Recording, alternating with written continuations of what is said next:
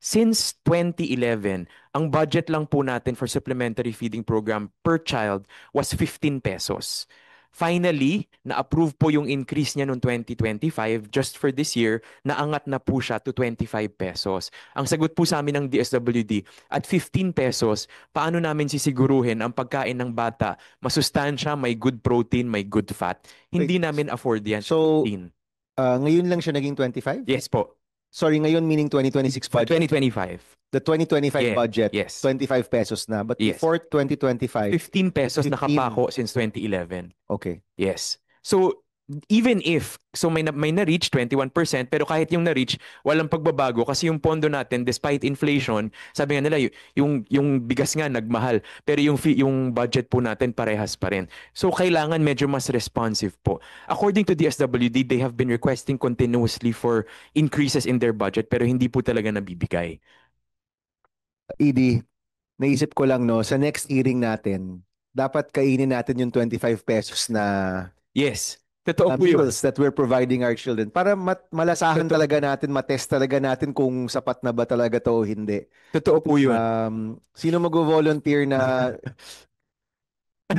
hindi, si Asek Roger, baka yung may malapit kayong kitchen dito. Babayaran naman ng committee. DSWD. No? Babayaran naman, no? But I think it's important that we all know what these meals are like, di ba? Para malaman na natin, no? Sige, go ahead. We agree, Mr. Chair. And according to DSWD, based on our conversations, kahit na iangat siya sa 25 pesos, hindi pa rin nila kaya na siguruhin na masustansya yung pagkain maibibigay nila para talagang maiangat yung nutritional outcomes ng mga bata. Number 4, we just wanted to highlight also kasi marami pong feeding programs, hindi lamang ang gobyerno pero pati mga parish councils, pati mga organizations ng mga NGOs. Not all feeding programs are created equal. Hindi dahil nakain ng bata, okay na tayo. Kasi minsan, magkaroon lang ng laman ng sikmura, okay na. But the studies are clear. The macros in terms of the protein, in terms of the fat na deficient yung mga batang Pilipino, malinaw po. Kaya nga po yung request namin sa DSWD and sa DepEd, let's make sure na measured talaga in terms of nutritional content yung ibibigay natin sa feeding programs. Kasi po kung hindi, mabubusog sila pero hindi yun sapat para talagang marisolba natin yung nutrition challenges na hinaharap po nila. One question, Senator. Hindi ho ba, di ba marami ngayon na modality yung Nutriban? Correct, di ba? Kasi when I go around, Nutriban yung pinag-uusapan ng mga eskwelahan. Am I correct, Asek? Isa po yan, Mr. Chair, yung Nutriban. Hindi ba siya the majority of our feeding program ay Nutriban? Hindi naman? Hindi naman po. Hindi Depende po kung anong available po sa local market. Okay, but the Nutriban is based on nutritional needs, right? Correct. So kapag si Nutriban ang binigay, we're assured that the nutritional needs are taken care of. Is that correct, Dr. Mantaring? Yes, there are some Nutribun products which are food technology products po of the DOS, the FNRI, which has additional macros to meet the required Hindi ba yan for the requirement supplementation. ng suppliers ng Nutriban na dapat nutritionally it fulfills the nutritional needs of the children? Hindi ba siya part of the ASEC? Hindi ba siya part ng requirements for the suppliers? Dapat po ma-meet yung minimum requirements po ng ng content ng Nutriban. Hindi ho dapat, but isn't that currently the rule? Yes That po. the Nutribans have to fulfill the nutritional needs Yes of the po. children? Yes po. So, yung mga Nutriban na nakikita namin sa mga public school, pasok ito sa ating nutritional needs. Correct? Yes. Yes po, Mr. Chair. So, ED, sa alam ko kasi, Yes. pag umikot kasi ako, maybe sa cities maraming Nutriban talaga. Yes po. So, kung pasok naman siya, is your study referring to previous years or the current years? I think sometimes, Mr. Chair, just to be very candid, minsan iba po yung nasa policy, iba yung nangyayari sa ground. And so I think honest to goodness, monitoring and evaluation of the actual implementation of the program is needed. But that's in the bidding, right? Na pasok dapat yung minerals, vitamins, ganyan. Pasok yun, di ba? ASEC?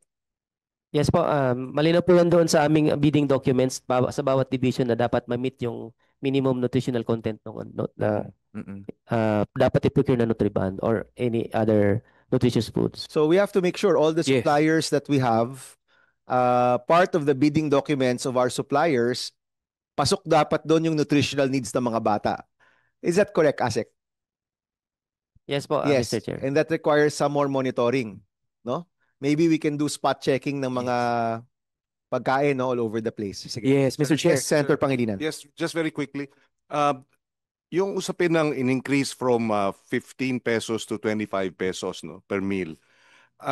That's why all the more we want to stress itong option of buying sa local producers na wala ng public bidding, wala ng procurement law. It's a negotiated contract. Kasi pag binili mo direkta sa ating mga farmers and fisher folk, mas mura.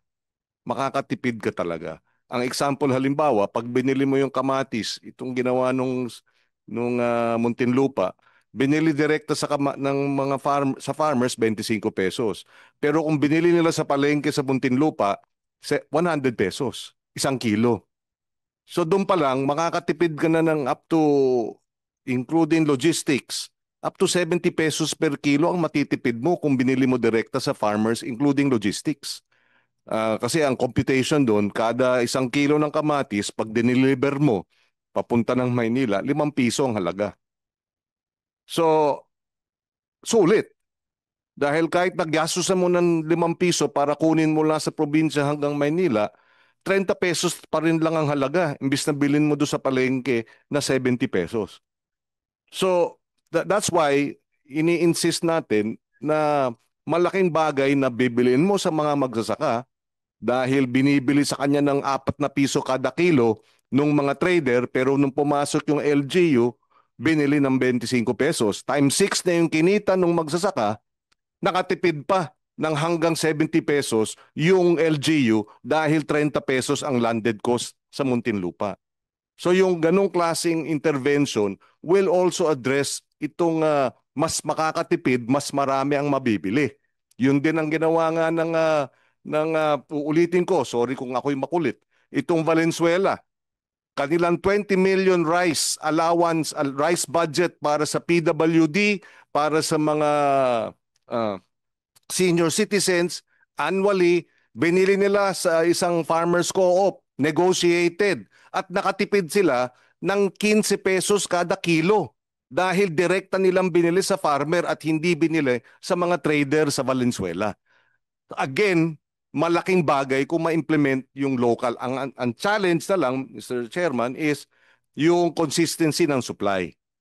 Pero palagay ko, pag alam ng mga magsasaka, ang mga asosasyon nila, na ang bibili ay ang gobyerno sa tamang presyo, maengganyo na silang gumawa ng paraan para magtanim ng mas marami, para matiyak makapagpautang ng microfinance, para madagdagan ang kanilang tinatamnan. For the record. Thank you, Senator.